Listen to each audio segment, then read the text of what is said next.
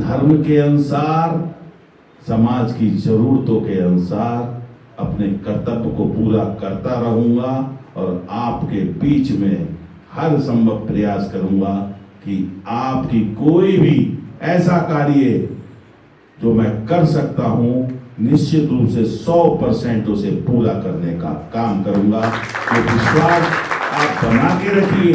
अगर कोई काम नहीं हो पा रहा है तो ये मान के चलिए वो मैं कर नहीं पा रहा हूं, लेकिन सच्चे हृदय से उसको करने का प्रयास मैंने अवश्य किया। जब से मैं आया हूं, सड़कें जितनी भी मैं बनवा सकता था, जिसने भी कहा है सड़कों के लिए कहा है, मैं निरंतर सड़कों के काम को कर रहा हूं। हो रहा है या नहीं हो रहा है?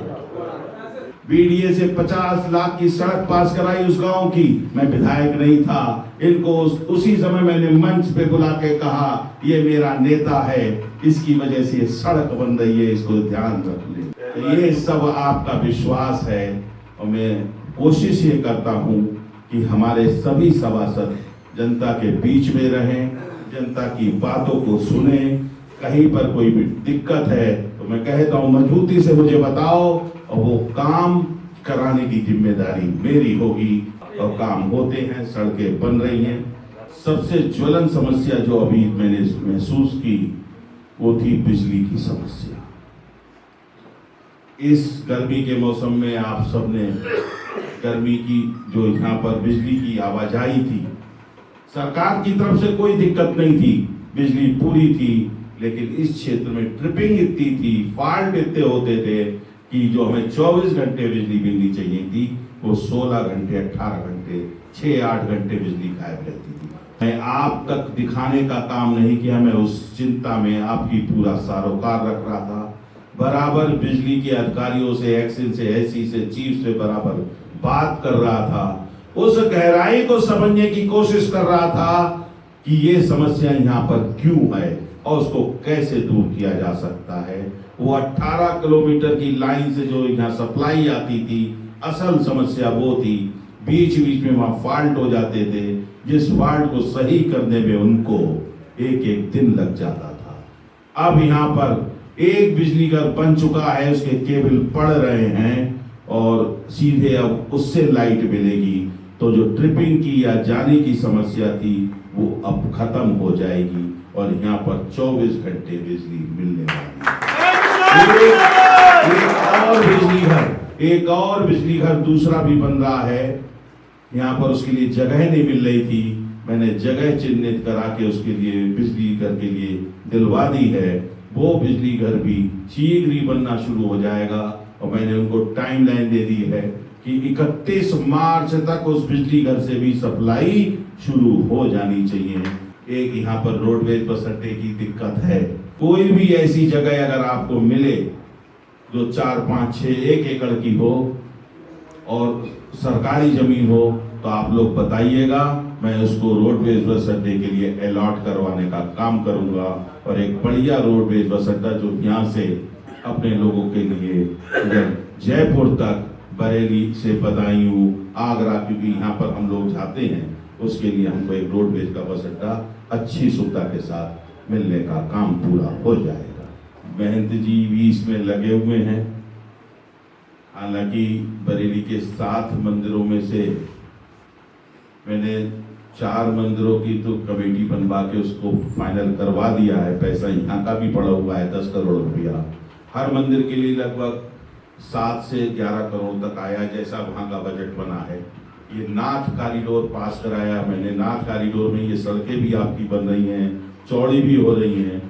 300 करोड़ का नाथ कॉरिडोर का बजट, जो अलग अलग हिसाब से मंदिरों के उत्थान के लिए अलग, सड़कों के लिए अलग, चौराहों को विकसित करने के लिए अलग, एक ऐसा नाथ कॉरिडोर की बरेली में हमारे यहाँ कोई आए तो वो नाथ परिक्रमा और 7 नाथ जो हमारे प्राचीन बरेली की पहचान है, उनके दर्शन करके खुद भी कृतार्थ हो और हमें भी लगे कि हम नाथ नगरी बरेली में अपने अतिथियों का स्वागत करें। तो मुझे विश्वास है कि जिस तरीके से धोपेश्वर जी, तपेश्वर जी, तुलसी मठ, अलखनाथ जी, तृप्तिनाथ, पशुपतनाथ, इन सब मंदिरों पर कंडीनाथ के लिए सरकार से पैसा आ रहा है। यहाँ के लिए भी 9-10 करोड़ रुपया पास हो गया है। बस यहाँ पर आपके द्वारा ट्रस्ट को एक बनाया जाना है। जब ट्रस्ट बन जाएगा तो यहाँ भी बहुत जल्दी काम शुरू हो जाएगा और एक भव्य दिव्य मंदिर आप लोगों के क्षेत्र मणिनाथ में जो प्राचीन मंदिर है वो भव्य दिव्य स्वरूप प्राप्त करेगा, ऐसा मुझे विश्वास है। भोलेनाथ जरूर कृपा करेंगे, इस कार्य को पूरा करेंगे। कॉरिडोर मणिनाथ मंदिर की है वो कायम हो सके भव्य दिव्य स्वरूप। आज अयोध्या में क्या हुआ, राम मंदिर बनने के बाद क्या स्थिति है? आप लोगों में से सारे लोग दर्शन करने जा चुके होंगे, जा चुके हैं ना? पहले कितने लोग जाते थे डेली? 1000-2000। आज 1,50,000 2 लाख लोग जा रहे हैं। 4-4 घंटे 3-3 घंटे लाइन में लग रहे हैं, लेकिन दर्शन कर रहे हैं ना। आज वहां के निवासियों की आमदनी, आज अयोध्या के लोगों का व्यापार कितना बढ़ गया। भाई आप जाते हो 1000-500 खर्च करके आते हो ना, वो पैसा कहाँ जाता है? वहीं के लोगों को जाता है ना। तो ऐसे ही अगर ये मंदिर हमारा भव्य दिव्य विशाल रूप लेगा तो यहाँ आसपास का जितना मणिनाथ का बाजार है, लोग आएंगे, बाहर के दर्शन करेंगे, कुछ कर खर्च करेंगे, कुछ खाएंगे पिएंगे, रहेंगे, होटल बनेगा, दुकानें बढ़ेंगी, व्यापार बढ़ेगा, लोगों की आमदनी बढ़ेगी, उसी से मणिनाथ की पहचान बढ़ेगी। तो उसके आप भागीदार बनिए और मेरा आप सबसे निवेदन है हम लोग मिलकर काम करेंगे। अंडरपास भी बनेगा और यहाँ से 4 धाम की यात्रा करने के लिए बद्रीनाथ केदारनाथ। कितने लोग ऐसे हैं जो नहीं गए हैं? जो नहीं गए वही हाथ उठाएं बस। इतने लोग नहीं गए यहाँ से बद्रीनाथ केदारनाथ के लिए। वैसे बरेली से बहुत लोग जाते हैं, ये तो आपको मालूम है, और बहुत से लोग तो साल में एक बार जाते ही जाते हैं, हर साल बहुत बड़ी संख्या में लोग जाते हैं। तो मेरे संज्ञान में था, हम लोग बहुत से लोग जैसे वैष्णो देवी हेलीकॉप्टर से लोग वहां जाते फिर करते हैं, ऐसे ही बुजुर्ग लोग नहीं जा पाते तो उनके लिए यहाँ से, तो मुझे उम्मीद है वो 4 धाम यात्रा के लिए यहाँ से हेलीकॉप्टर मिलेगा। तो एक ही दिन में आप जाएंगे, दोनों की दर्शन केदारनाथ और बद्रीनाथ जी के करके एक ही दिन में वापस आ जाएंगे। एक ही दिन में।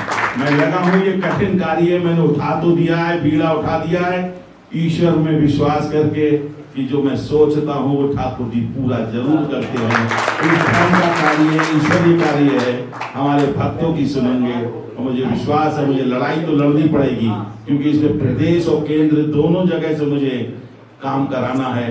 मुझे विश्वास है ईश्वर इसमें हम आप सबके आशीर्वाद से सफलता प्रदान करेगा। सनातन धर्म का महत्वपूर्ण प्रमुख केंद्र है, तो मुझे विश्वास है इसमें भी हमें सफलता मिलेगी। स्वतंत्रता सेनानियों के लिए मैंने मांग रखी, मुझे इतनी खुशी हुई है।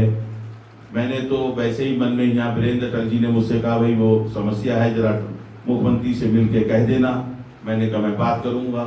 फिर मैंने उसको विधानसभा में उठाया, मजबूती से उठाया, और वो आवाज आज पूरे प्रदेश के हर स्वतंत्रता सेनानी की आवाज बन चुकी है।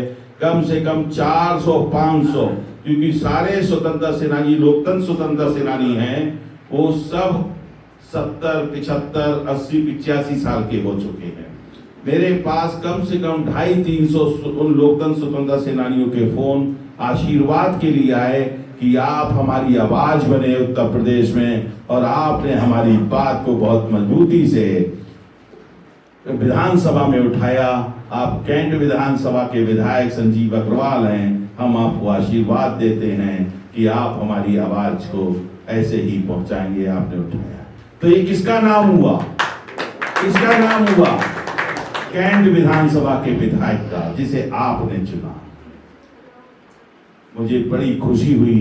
मैंने कहा मैं यहीं रुकने वाला नहीं हूँ, मैंने आपके आशीर्वाद से विषय तो रख दिया है, लेकिन जब तक मैं इसको पूरा नहीं करा दूंगा, मैं खाली छपास के लिए, मीडिया के लिए, सोशल मीडिया के लिए कोई विषय नहीं रखता हूँ। मुझे संतुष्टि जब होती है जो आवाज मैंने उठाई है, वो आवाज जब तक पूरी ना हो जाए, लोगों की भावनाओं पे खरी ना उतरे, उस कार्य को पूर्ण ना करा दूं, तब तक मैं शांति से बैठता नहीं हूँ और बैठूंगा भी नहीं। सुभाष नगर के अंडरपास की बात हो जो पिछले 25 साल से चल रही है, मुझे विश्वास है वो अंडरपास बनेगा, बनेगा, बनेगा।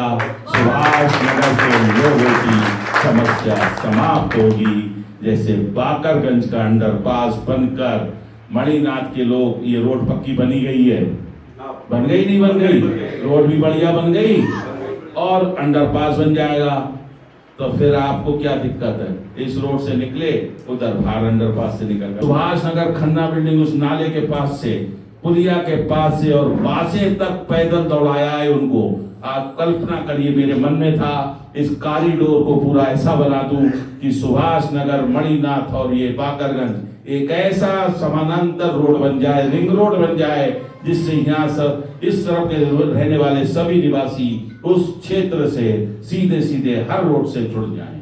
लेकिन मुझे एक विश्वास है, ईश्वर ने दिया है कि जो सोचता हूं तब तक पूरा नहीं होता, तब तक वो चिंता और बेचैनी मेरी अपनी होती है, और बेचैनी और उस चिंता को जब तक दूर नहीं कर लेता तब तक मैं चैन से बैठता नहीं हूं। आपकी है, किसी की है, आपकी हर समस्या, आपका हर विकास वो मेरा अपना विकास है, मेरी समस्या है। आप तो केवल बताइए, और एक बात ध्यान रखिए, बताते रहिए, काम मेरा करने का है, लेकिन ये मत सोचिएगा ये नहीं हुआ तो ये विधायक नकारा है, ये मान लीजिएगा उसने हार नहीं मानी है। ये मैं आपको बता रहा हूं, मैं हार मानने वाला नहीं हूं।